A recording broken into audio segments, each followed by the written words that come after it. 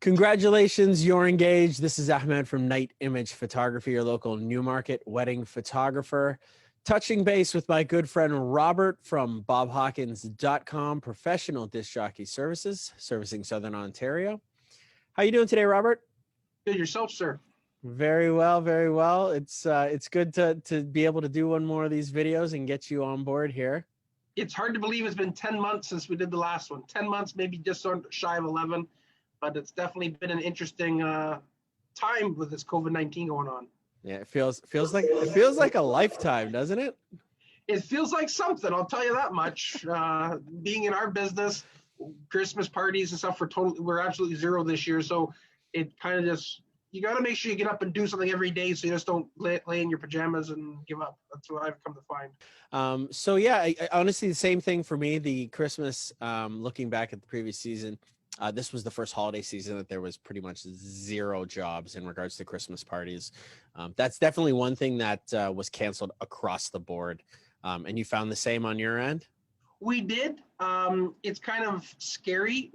In our case, we'll be okay, but a lot of vendors and venues specifically use that Christmas season to pay their rent through the next year. Hopefully it's a wedding season, but without that money, it's gonna be interesting to see what happens. Everybody's been losing money all year. Their profits are definitely not what they should be and not be able to squirrel away what they need to survive the winter.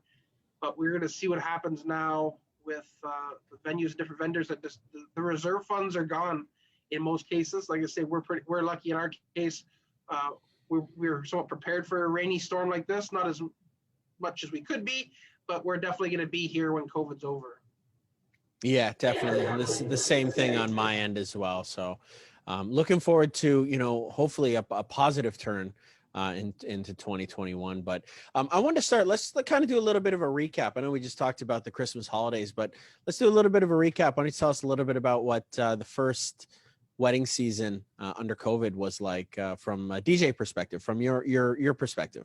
Well, it was definitely different. I will say that the number of weddings we did last year is way down compared to what we would do on an average year. But I will say we were lucky. We did more probably than most DJ companies out there. We did a lot of ceremony only packages. We somewhat pivoted. We made sure we had micro wedding prepared, a lot of ceremony first dance packages, and then postponing the reception part in 2021.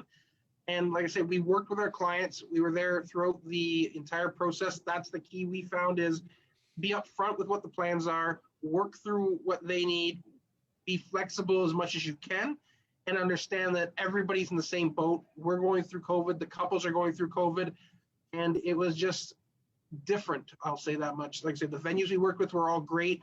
Everybody followed the restrictions. We did find that when we ended up doing the outdoor backyard weddings, people kind of got away from following the rules that were in place. Now, our staff were very much aware of what was happening. We had plexiglass shields for the DJ booths. Our staffs were wearing microphone masks. We had microphone covers that were swapped out when people were talking. We had Lysol wipes, just lots of different alcohol wipes, sanitizer at the DJ booth. So our staff were protected, and we did our best to protect the guests, and we followed the regulations. But I did see once the tent weddings, and I understand why the government ended up shutting them down compared to the big halls, because they were interesting to say the least. There were some there that, as you can attest from our sharing stories of each other, I don't know how I think people thought we were in a pandemic when they did a tent wedding in a lot of cases. Yeah, I definitely say the same, to reiterate what you said in regards to the venues that actually did continue to host events and go the micro route or go ceremony only route. It was nice to see that. I wish that there were more venues that were doing that. But thankfully, some of the venues that we return to on a regular basis did continue to operate and were able to pivot, which was nice. So going back to the micro weddings was very interesting because, it's basically, from the get-go, the idea was to take your civil ceremony that would happen normally in the courthouse or happen at City Hall and basically give the clients an option to, have one of those at a beautiful venue like a golf course or any of the other venues that were hosting them. Short and sweet, no food, just basically, sometimes hors d'oeuvres, sometimes just the ceremony only. It was really great to see that. And, like you said, everybody's going through it. The venues are definitely feeling the COVID restrictions. I mean, they've got bills to pay as well. So it was nice to see some of the venues able to do that, even though it was never really a moneymaker for them. It was more just a service that they provided, right? I would agree. Definitely for the venues, especially because they do have a high overhead to open an event. A lot of couples think, oh, they have my deposit, but we can just do this or my down payment. The overhead to operate one of these venues just to open the doors for the day of your event is quite astronomical. One of the micro weddings that was good at was helping couples use up their down payments with their vendors, and they may paid a little bit more, but they didn't pay the full price of the regular services, because some couples were just like, you know what, it's COVID doesn't matter. All we want to do is be married. We want to move on. Let's have a ceremony. And instead of losing their down payments, their vendors, they were able to apply those down payments to more modified packages and move forward from there. It made it a lot easier for them. And like I say, some will go ahead and have parties later date, but I think a lot of them, once you had the ceremony, you're going to move on with life. You're going to have children, or if you're blessed to, or you're just going to, things change, and you can't be stuck for years on years on years on end planning the same event when you want to move on and do something else. Yeah, and I think you definitely saw, there were couples that were able to kind of adapt with the change and just say, okay, you know what, this is just a stripped down, bare bones version of what we had originally envisioned. But these micro weddings, I love them. I mean, from a photography perspective, I thought it was probably one of the best things to happen. Unfortunately, COVID happened, but these micro weddings were kind of the best thing to happen to the wedding industry in the last 20 years that, I've been able to experience it. I mean, I love the fact that it was just stripped down, only the most important people there. Basically what it was is like a destination wedding, but local, right? I agree. I think in the future, you'll see them being offered in the off season. Venues are not going to give up peak dates in the summer to do a bunch of micro weddings. I think you can see an off season where they'll team up with different vendors where they are always work with, and they'll offer some of that as an extra revenue stream. Like I say, it did replace the civil ceremony at City Hall. And now that they see that can be done, I can see like off season, maybe a weekday thing where some of these golf courses that have beautiful wedding gardens that sit empty for 5 days a week, we'll say, hey, why don't we put a package there? We know officiants, we know people that can do music, we know a photographer, and that way they can have another revenue stream. Yeah, I think it's great. And you know what? It's funny. It's going to take a little bit of time, definitely. But like when Hoda, my wife, and I were living in New York and Long Island, these micro weddings, I mean, it's kind of old news. Like they've been doing it forever, where, you can have these pop-up weddings in Central Park, at these historical places that don't require permits. Some of them do, some of them don't, but it's really just like a 1-hour event. You pop up, you have the ceremony, everything is done, and then you just go home and, or go out for dinner or go do something else. It's awesome. And like you said, they're happening not on Saturdays, not on Sundays, even not on Fridays, but during the week, which, having done a lot of civil ceremonies here in Newmarket at the municipal building, they happen during the week. And you know what? It's fantastic. And it is a whole other revenue stream, which has been really helpful, which is great. I mean, you can't always go for that giant fish and, get that big fat Greek wedding. There's a lot of other weddings that are happening, and being able to pivot, I think both of us has helped us to continue to work a little bit during COVID. Well, it does. And the main part of all of this, and like I say, I see the couples, and I understand the couples that want to keep waiting until COVID restrictions are over and have the big weddings, but there's no set format for everybody. What will work for some won't work for others. Saying that, I think everybody needs to be adapt. And remember, no matter what happens, at the end of the day, you're a married couple. You're together, and you're going to move forward from there. The stress is less, but like I say, it will work for some that we're doing the civil ceremonies. It may work for some more when they can do think about the 20-person wedding. The 50-person wedding this year, it didn't seem it had a problem for some. But a lot of people, you know what, they enjoyed it. They had the close family and friends, and they moved on. But actually, at the end of the day, The couple's married and they're going to move on from there, and whatever works for them works for them. So I think so. You're going to see a lot more smaller ceremonies, smaller weddings. You're going to have the big weddings, and you're going to have more people that realize after COVID, what do we want of this day, and what do we need?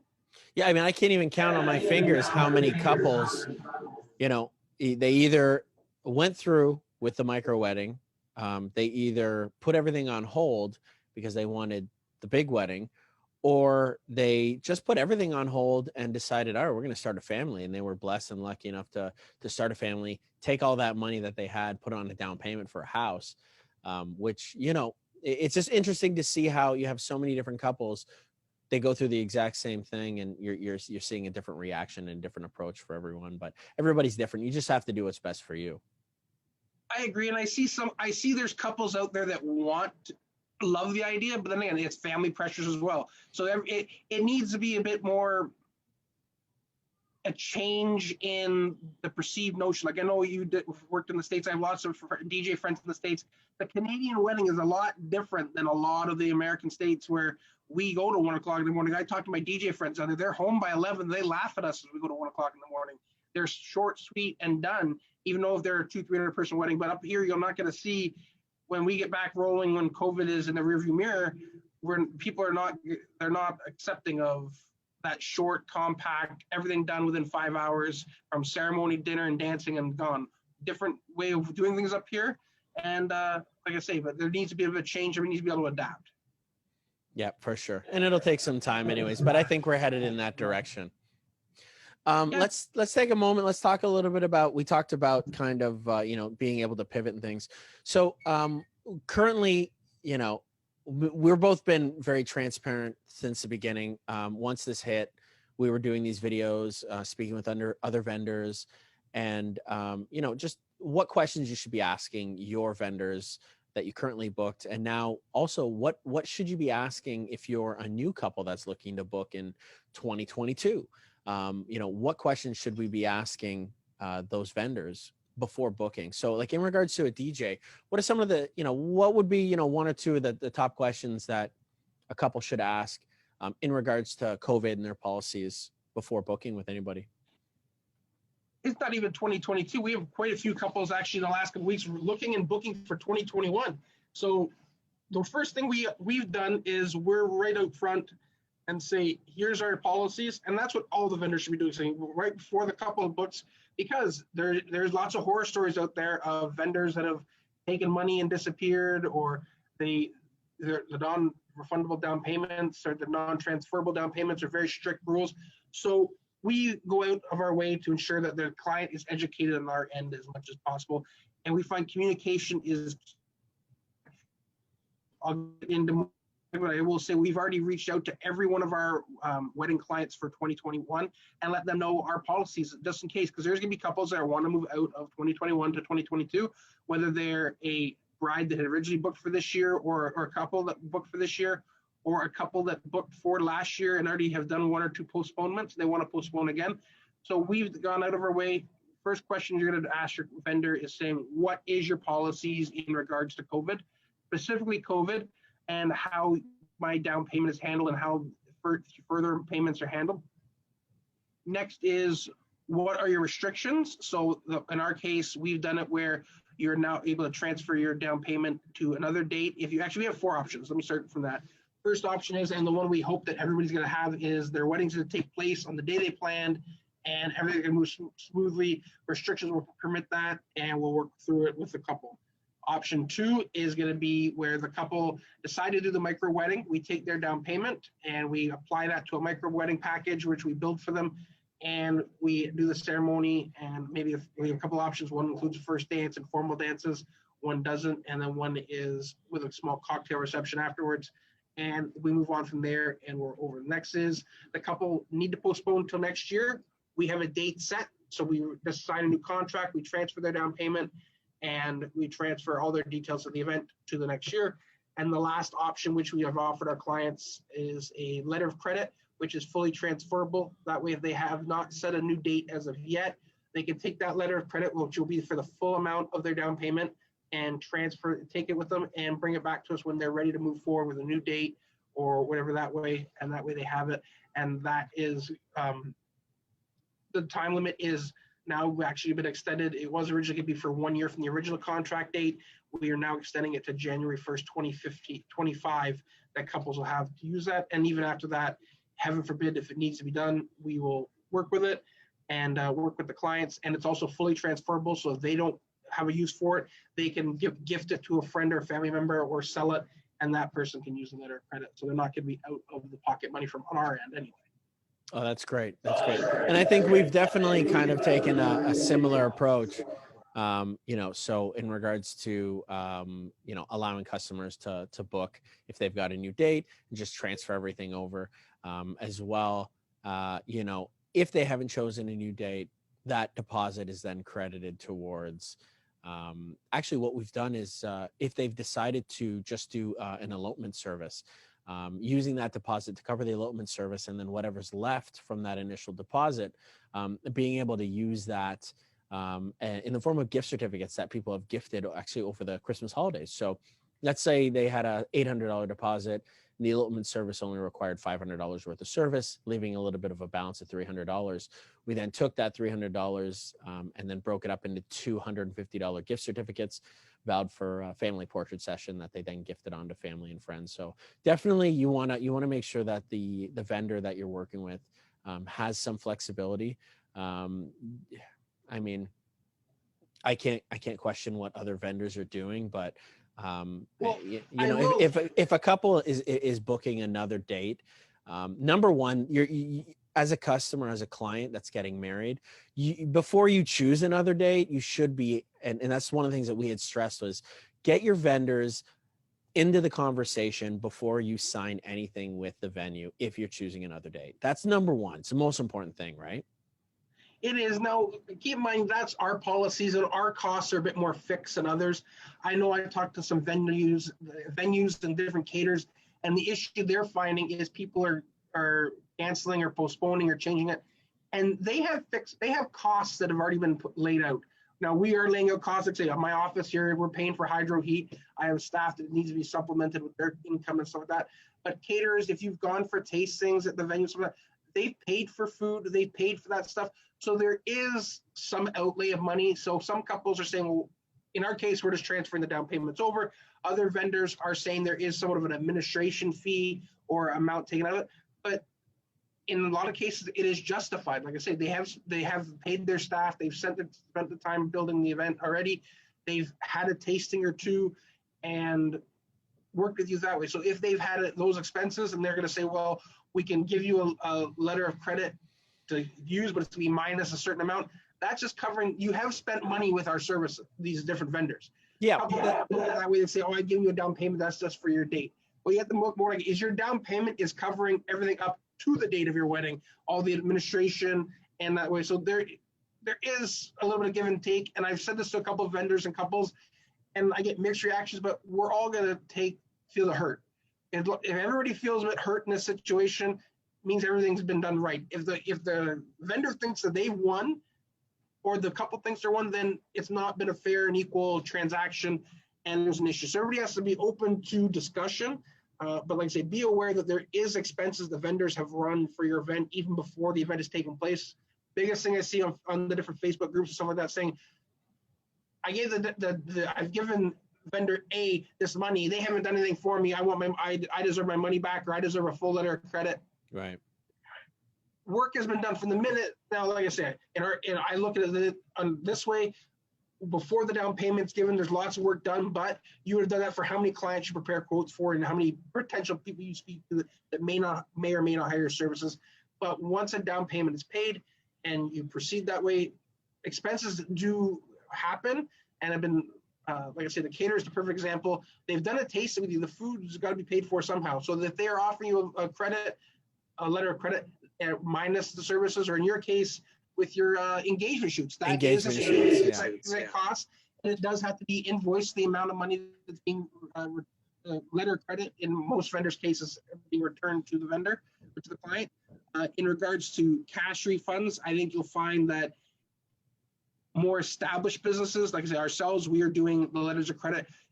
the couple's going to get married at some point. We're going to be here, and we can trust that. We can present that to the people.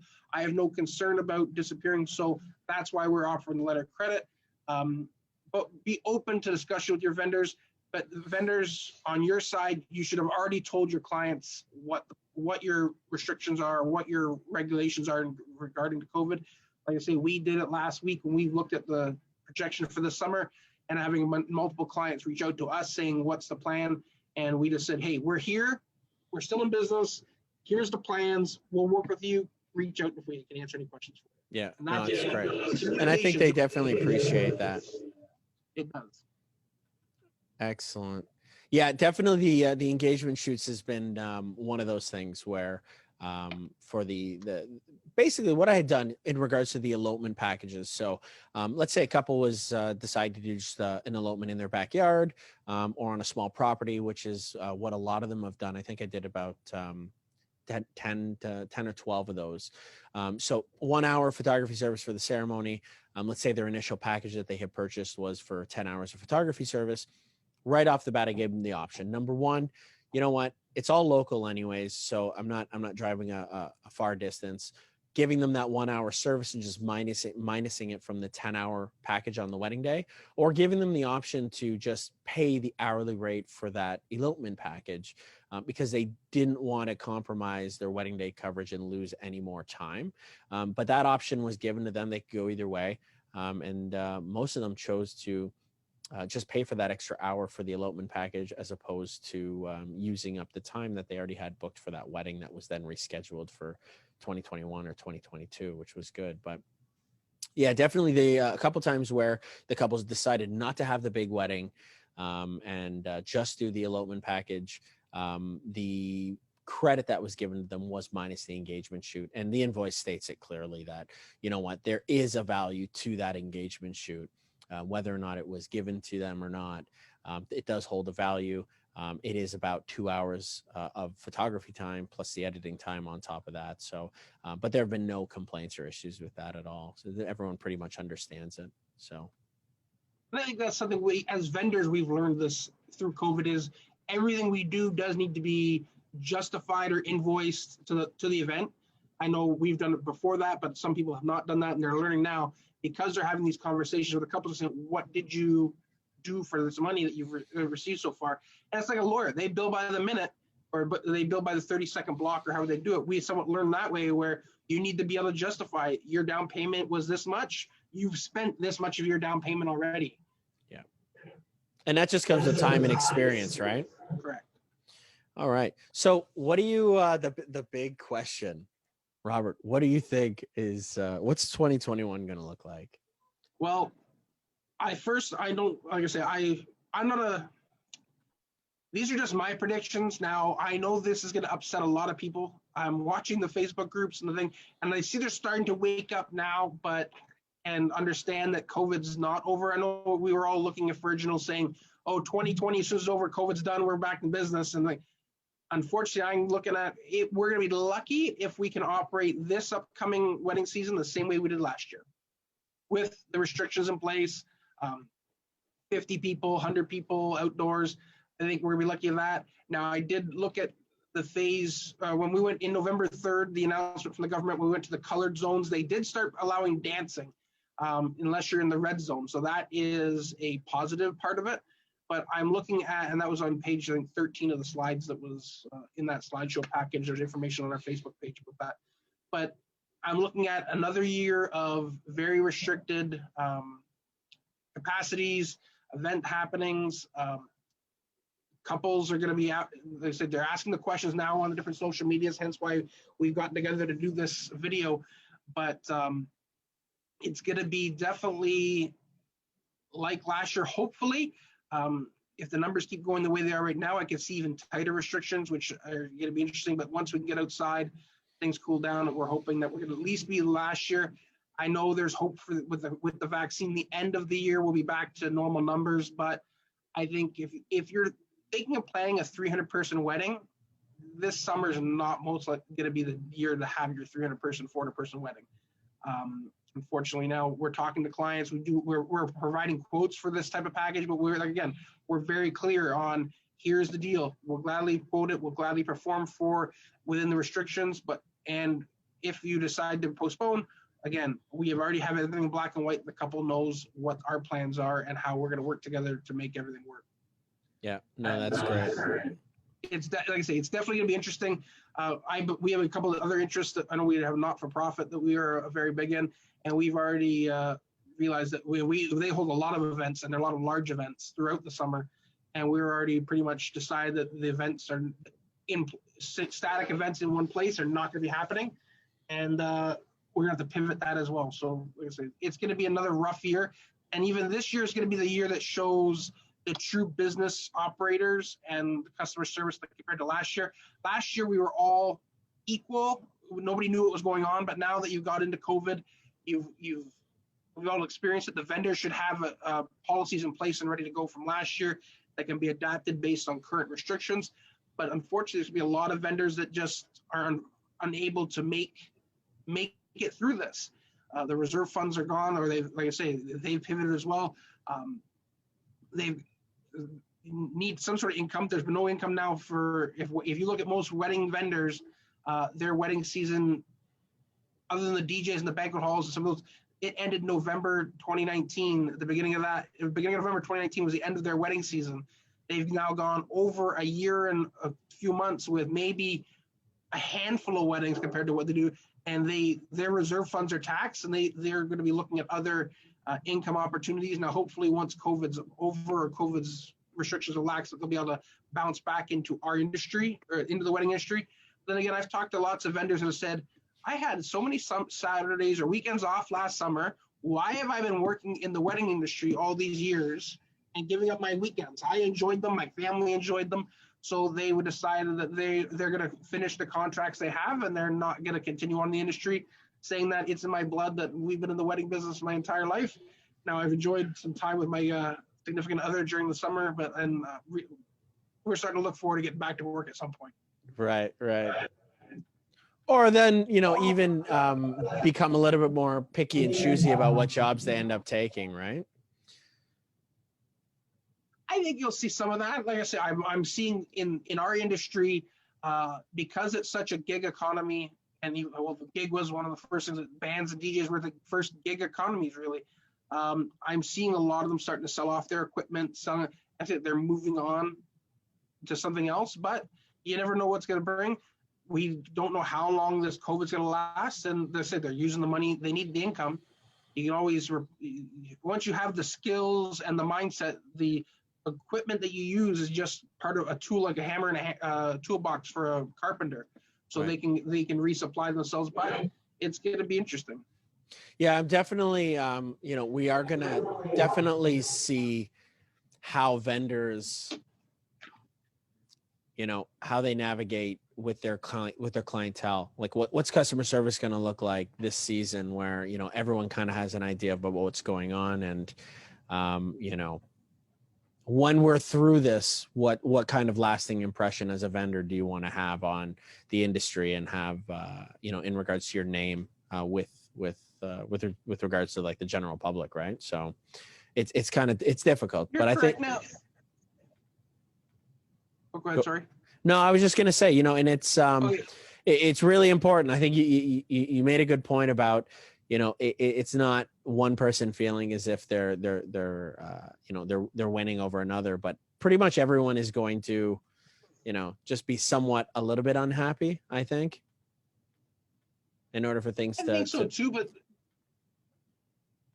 I think so too. Now, look, I know from a lot of venues, especially the venues, and I keep going back to venues, catering, and even florists, where their costs, the food costs, is going through the roof. And the couples are saying, I just want to keep changing my contract, which I understand. You signed a contract, but you have to remember, if your wedding was to take place in 2021 for the brides and grooms this year, you signed that contract back in 2019.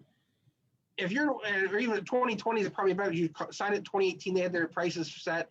Now you're postponed into 2021. You're most likely going to postpone again, in many cases, of 2022.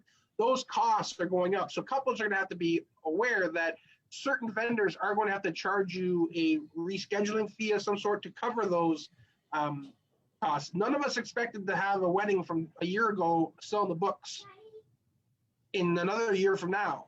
So Right. there's going to be, like I say, our case, we're just transferring keep moving. But like I said, the companies that have. What are we talking about? We were talking. Well, I was just saying, people are going to have to understand that in many cases, the cost of living is going to go up. The vendors are going to have to start at some point raising their prices, even when transferring contracts, because there's going to be costs that need to be covered. Now, people are going to say, well, I signed a price in this, but you signed a price at a projected cost of performing the services for 2020 or 2021. There's only so much give vendors and everybody can give. Now, the vendors I talked to, most of them very more than accommodating. They've worked with the couples, they're understanding, but at some point, if the cost of cost of their products to provide you your service is up 30-40%, there's going to have to be a point where the couples are going to have to understand that people are going to have to raise their rates. Yeah, definitely. And you're going to see that definitely with caterers, with the venue, and with florists for sure. You're definitely going to see that. But, it's something that, I think any sensible person is going to know that that's going to happen, so we'll see.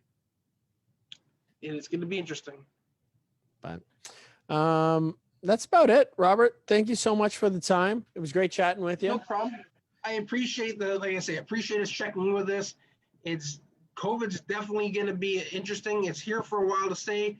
And I wish all the couples that are planning their weddings all the best. Like I say, for vendors, reach out to the people that you're working with, the ones that you booked with. Just everybody be upfront with what their expectations are, what their route for the vendors, what their rules are, and work together. And I say, be flexible. We're all gonna feel the pain on this until we're unfortunately through COVID. I know people don't want to hear that when they're talking about a wedding, but everybody needs to be what's the word? Everybody needs to be realistic, rational, I guess, in the whole situation. Realistic. I'm seeing some venues and certain vendors are like, yeah, no, your wedding's happening that date. Doesn't matter if we only have 10 people and you're paying that full amount, or you're going to see people that are saying, they're all over the spectrum. There's ones that are very strict on what they're doing. Some are a bit more flexible. The last thing I see from what I've learned and what I think venues and especially catering have learned this year is the minimum number of people is gone. There's not that way of marketing their services where your room minimum is 200 people is gone. The minimum spend is what's going to be replacing that, where you can have 5 people or you can have 100 people, but your bill is going to be $40,000. Right. And you spend that, or you don't, or you're not having anything, because that's where the biggest the issue is. The government's cutting the numbers, but the venue's already set that room to even break even needs that 200 people, and the government's saying 10 people, so everybody's up in their arms saying, what can we do? The brides and grooms are understandably upset, saying, I'm not getting what I paid for. The venue's saying, well, I'm not doing this unless you paid for it. Paid our minimum head count. So the minimum spend, which I've seen lots of caterers when we did weddings last summer, where we went down to 50 people, where the meals that they put in were amazing and very elaborate, but it did reach that minimum threshold of making a small profit from these events, because a lot of these venues, the brides and grooms at weddings were in 2020 that are now going to be moved to 2022. The profit margin is almost nothing on the books. So it's going to be interesting. Yeah, I mean, they're definitely just hoping to break even. And most of them, the ones that we know personally, that are, family-owned venues and businesses, it really was just them providing a service during this time of difficulty when many other venues just decided to close their doors completely, right? So there was no money in it. There was basically we just want to retain our reputation and our name. So we're going to do our best to accommodate without breaking the rules and still have an event that, will be modified, but will, still be to the best of our ability in that moment. Right. And there is people behind each one of these businesses. It's not like a big company name and nobody cares you're not a number. In the wedding industry, really, it's more where there is big operators that have multiple buildings but in the down to earth, those staff that work from you are a person, and you become connected with our clients. We hear their story of how they got engaged, and we build that relationship. So we don't want to be an issue. The vendors want to work with everybody, and in most cases, but I've seen it for this summer. I know at least 3 golf courses that have already announced that they're not opening for events this year because they don't want to risk their golf income. And so the couples are now left saying, what am I going to do? And but the venues that did open, a lot of them were for couples they had because they felt an obligation to serve those people that when times were good, came out and said, hey, I want my wedding here. I want you to be my DJ. I want you to be my photographer. Those relationships weren't going away. They wanted to work with them, and we want to make our couples happy, no matter what. In the end of it, we want the couples to be happy, to enjoy their special day, and move forward, whether affected by COVID or not. And that is, I'd say, 99% of the staff and vendors in this industry, the wedding industry, that is their main goal. You're not in it to like I said, yes, you're going to make income and yes, you make profit, but everybody's goal is to make sure that couple has a great day and remembers the great things of their wedding. Yeah. And COVID is one of those stories you can tell your grandkids, if you're lucky to have them in the thing, saying, I got married, we were allowed to have 10 people, and you had to wear a mask. You don't know what's going to happen, right? We were only allowed 20 people indoors and 50 out, so we left 50 people outside and kept 20 people indoors. Yeah, no, like I said, you told me this time last year that my most common line I'm going to say is, where's my mask? I understand, but now it's just become part of your life. You have to wear a mask. Who would have thought it?